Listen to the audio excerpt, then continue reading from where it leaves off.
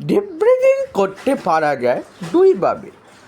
Music চালিয়ে 10 থেকে 20-30 minute যতক্ষণ ইচ্ছা করা যাবে, এবং তারও সাথে সাথে এমনি 5 মিনিট, 15 মিনিট, 30 মিনিট করা যাবে। ডিপ ব্রিদিং করলে একদম শুতে হবে, মাথাটাকে হেলাতে হবে। আমি একটা দেখাচ্ছি,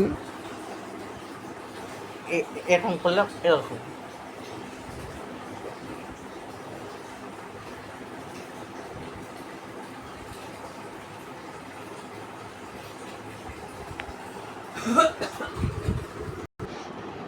যারা পদ্মাসন করতে পারবে না তাদের জন্য আমি আরেকটা উপায় দিচ্ছি।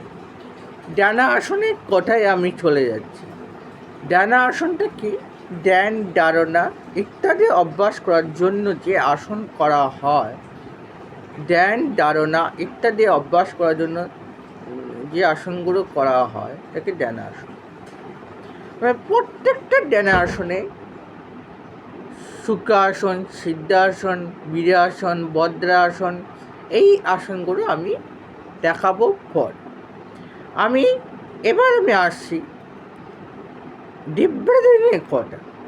ডিপ ব্রিদিং, অর্ধকুর্মকা ডিপ ব্রিদিং, বজ্রাসন ডিপ ব্রিদিং, সেটা এইভাবে করা যেতে পারে।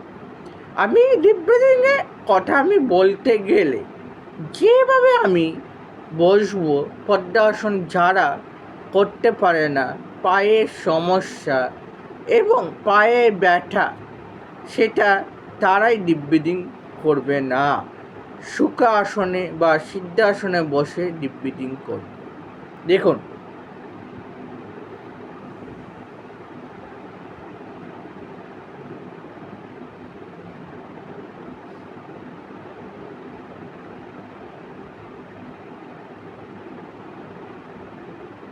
ডিপ ব্রিদিং করলে এই যে হার্টে রক্ত চলাচল বা নাড়ি যে রক্ত চলাচল করতে শুরু করবে, সেটা চলাচল করতে শুরু করবে।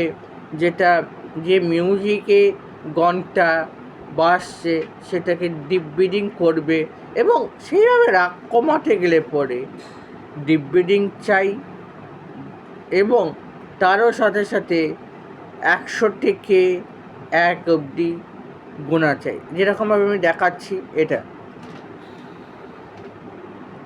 100, 99,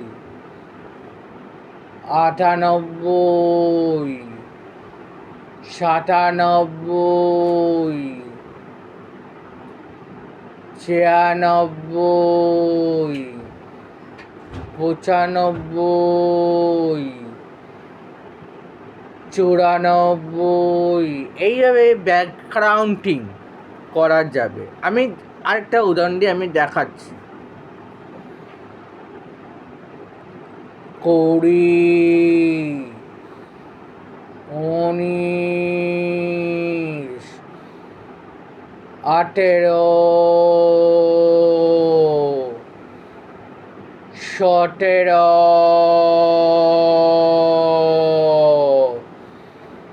16,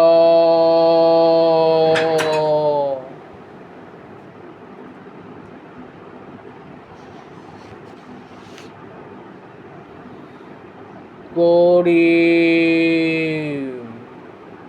এইভাবে করতে হবে। 20 থেকে 17, এইভাবে আমি করছি।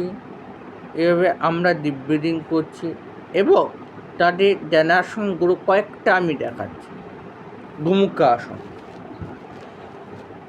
এটাকে পাটাকে স্ট্রেট করলাম, এরকম করলাম, করার পর এই হাঁটুটাকে বা ডান হাঁটু, এটা হচ্ছে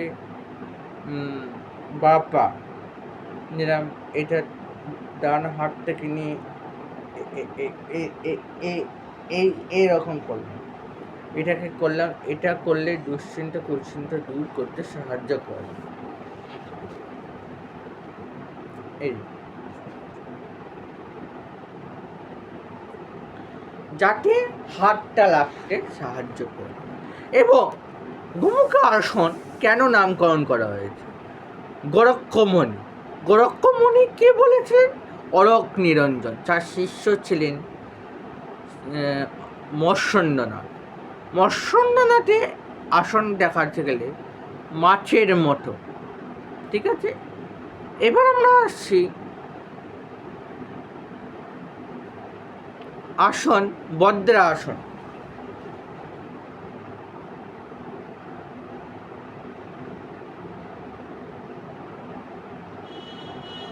এটা হচ্ছে বদ্রাসন। এটা করলে মনোযোগ বাড়াতে সাহায্য করে। আমি বদ্রাসন করে দেখাচ্ছি।